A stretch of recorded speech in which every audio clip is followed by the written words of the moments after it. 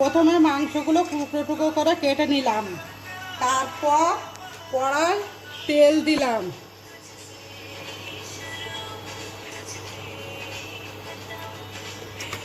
তারপর সরষের তেল উষুম গরম হয়ে গেলে লবঙ্গ, এলাচ, দালচিনি ফোড়ন দিলাম।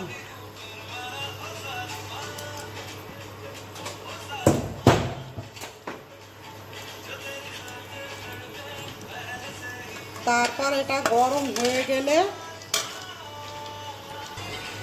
হয়ে গেলে পেঁয়াজ কুচি দিলাম। এটা আস্তে আস্তে নাড়তে নাড়তে লাল করে নেব।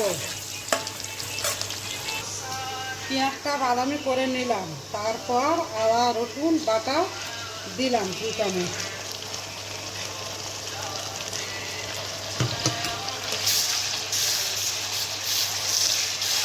আদা রসুন বাটাটা একটু ভেজে নেব।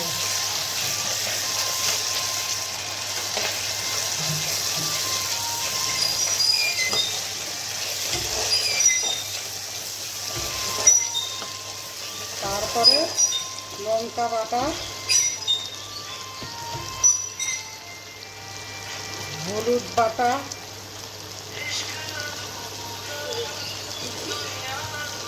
জিরে মরিচ বাটা,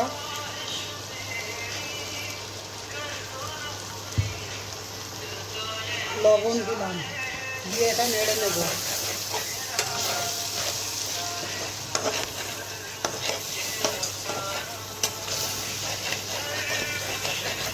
তারপর মাংস কাটা টুকরোগুলো দিয়ে দেবে।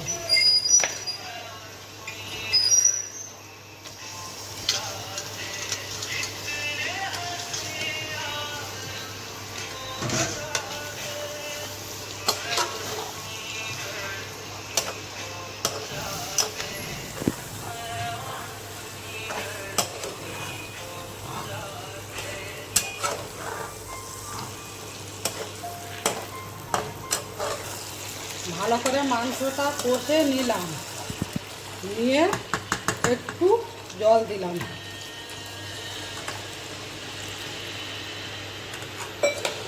তারপর এইটা ভালো করে নাড়াচাড়া করে চাপা দিলাম। মাংসটা রান্না হয়ে গেছে, এবারে মাংসটা তুলে খেতে হবে।